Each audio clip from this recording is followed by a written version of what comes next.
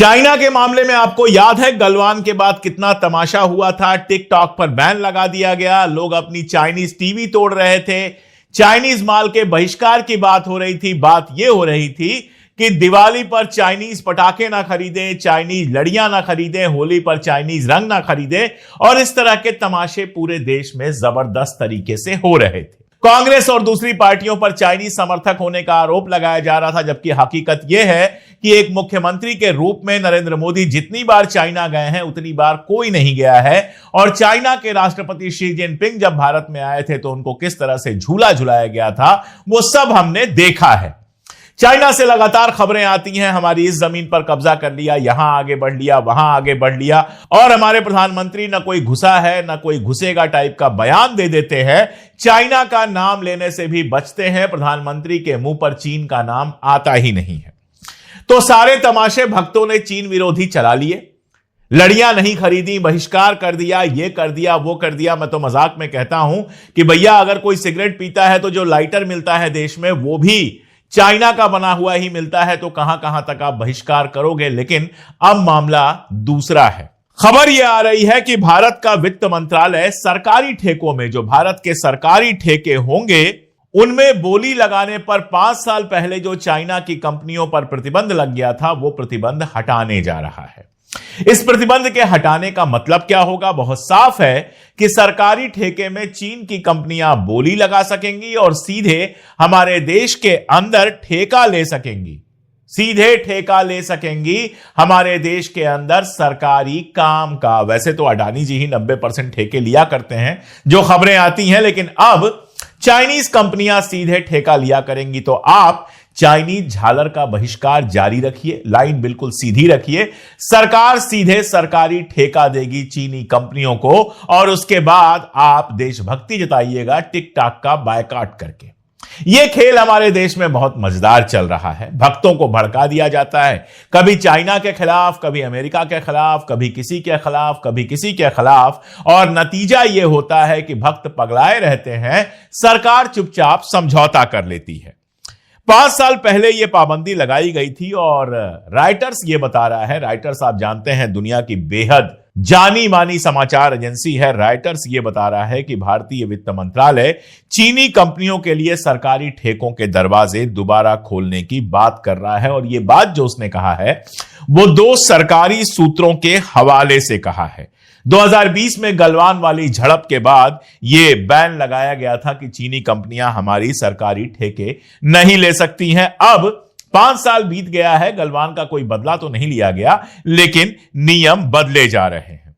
इस मामले में आखिरी फैसला जो लेना है वो नरेंद्र मोदी जी के पीएमओ को, प्रधानमंत्री कार्यालय को लेना है, और देखना है कि प्रधानमंत्री क्या फैसला लेते हैं। अगर यह फैसला आता है तो मुझे तो यह देखना है कि भक्त इस पर कैसे रिएक्ट करते हैं। वैसे तो भक्त हर चीज को लगातार मास्टर स्ट्रोक ही बताते हैं, तो इसको भी एक नया मास्टर स्ट्रोक बताएंगे। असल में जिस तरह से अमेरिका ने 50% का टैरिफ लगाया है और अब 500% के टैरिफ की बात कर रहा है, उसमें भारत चीन से अपने रिश्ते सुधारना चाहता है। बीच में खबर यह भी आई थी कि भारत चाइना के बीच वीजा के जो नियम है वो आसान किए जा रहे हैं, डायरेक्ट फ्लाइट शुरू की जा रही है। तो बहुत जल्दी अगर नरेंद्र मोदी आपको भारत चीनी भाई भाई का नारा लगाते हुए नजर आए तो आश्चर्य मत कीजिएगा, और बहुत जल्दी टिकटॉक अगर आपके मोबाइल पर फिर से दिखना शुरू हो जाए तो भी आश्चर्य मत कीजिएगा। दूसरा बांग्लादेश का मामला है, बीच में बड़ी पॉजिटिव खबरें आई। खबर यह आई कि भारत इतने करोड़ का डीजल निर्यात करेगा बांग्लादेश को, बांग्लादेश भारत से यह खरीदेगा। यूनुस के साथ तस्वीरें आई, सब कुछ आया, लेकिन अब खबर यह आ रही है कि भारत के साथ जो तनाव बढ़ा है उसके चलते बांग्लादेश ने भारतीय नागरिकों के लिए वीजा जारी करने पर और पाबंदी लगा दी है। नई दिल्ली के साथ साथ ये पाबंदियां कलकत्ता, मुंबई, चेन्नई में भी जो बांग्लादेश का मिशन है वहां लागू होगा। इसके पहले आपको याद है कि पिछले महीने जो विरोध प्रदर्शन हुए थे उसके बाद नई दिल्ली में जो बांग्लादेश का हाई कमीशन है उसने अनिश्चित काल के लिए वीजा सस्पेंड कर दिया था, यानी भारतीय नागरिक बांग्लादेश नहीं जा सकते हैं, उनको वीजा नहीं मिलेगा।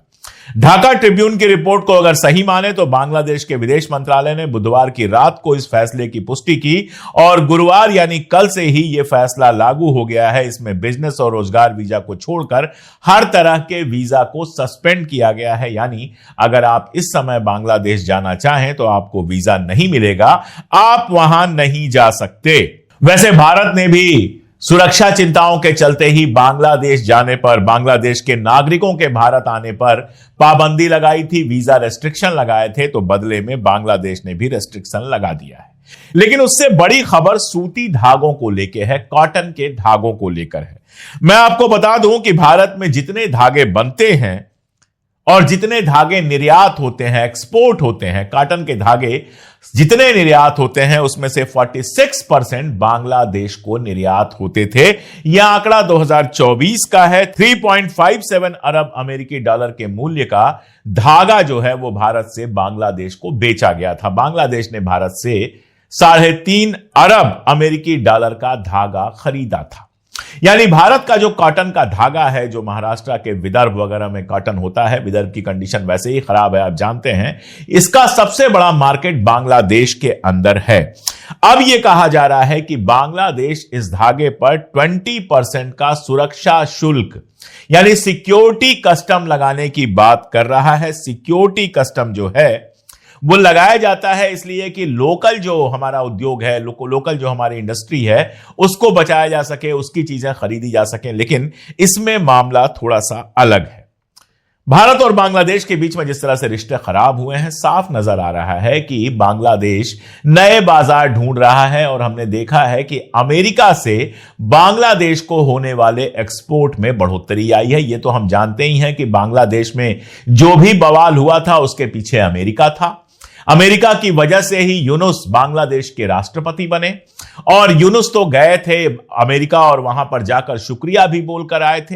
अब बांग्लादेश सूती धागे और इस तरह की चीजें जो पहले भारत से ज्यादा खरीदता था, अब वो अमेरिका और दूसरी जगहों से खरीदने के बारे में लगातार विचार कर रहा है और इसलिए हमारे धागे के ऊपर 20% का सुरक्षा कस्टम लगाने की बात वहां पर हो रही है। अब आप देखिए, अमेरिका ने पहले ही 50% टैरिफ लगाया हुआ है, 500% टैरिफ की बात कर रहा है।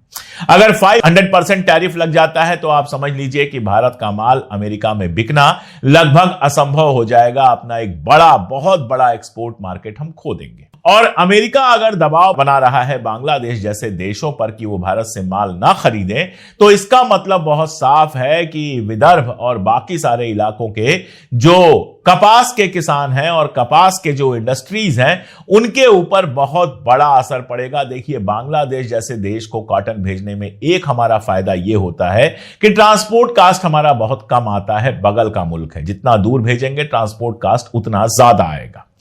तो बांग्लादेश का मार्केट अगर हमारे हाथ से जाता है तो आप समझिए कि व्यापारियों का और किसानों का दोनों का बुरा हाल होने वाला है। अमेरिका से ट्रेड डील एक समय में लग रही थी जल्दी ही हो जाएगी, लेकिन अभी जिस तरह के ट्रंप के बयान आए हैं उसके बाद लग रहा है कि पता नहीं अमेरिका से ट्रेड डील कब होगी, कैसे होगी और होगी भी या नहीं होगी। तो अमेरिका से ट्रेड डील अगर नहीं हुई, 500% का टैरिफ लग गया और बांग्लादेश जैसे जो मार्केट जहां हमारा सामान जाता था वो भी हमारे हाथ से निकल गए, तो आप सोचिए कि देश की इकोनॉमी पर कैसा असर पड़ने वाला है। इसके साथ मैं यह भी बता दूं कि भारत के अंदर अरब कंट्रीज से आने वाला जो इन्वेस्टमेंट है वो लगातार कम हो रहा है और अरब कंट्रीज के जो इन्वेस्टमेंट फंड है वो दुनिया के सबसे अमीर इन्वेस्टमेंट फंड है। जो तस्वीर आप सामने देख रहे हैं उसमें पिछले 3 सालों में कैसे अलग अलग फंडों से हमारे यहां होने वाला इन्वेस्टमेंट कम हुआ है उसकी तस्वीर देख सकते हैं। मैं अभी ओमान में था, इसके पहले भी मिडिल ईस्ट में गया हूं और जिन लोगों से बात हुई सबने भारत के अंदर मुसलमानों पर जिस तरह से हमले हो रहे हैं उसका सवाल उठाया।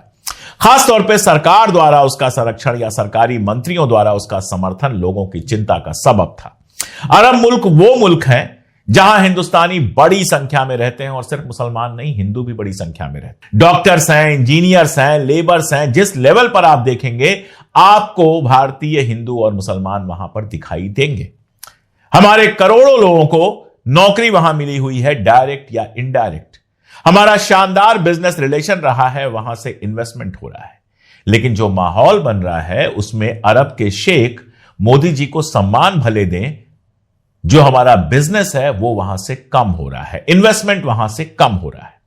ईसाइयों के खिलाफ जो हमले हो रहे हैं उसके चलते कई सारे जो क्रिश्चियन फंड हैं वहां से भी इन्वेस्टमेंट कम हो रहा है। एक वजह यह भी हो सकती है कि भारत उनको वैसा मार्केट अब नजर ना आ रहा हो जहां उनके फंड का फायदा हो, जहां से उनको प्रॉफिट मिल सके, जिस तरह का माहौल सारा बना है। तो एक तरफ से इन्वेस्टमेंट कम होना, दूसरी तरफ से अमेरिका में हमारा जो एक्सपोर्ट है वो 50% के चलते पहले ही मारा गया है, 500% पे जाने क्या होगा। और तीसरा, बांग्लादेश और इस तरह के तमाम देशों में भारत के लिए इंटरेस्ट का कम होना, यह नरेंद्र मोदी जी की कमाई है।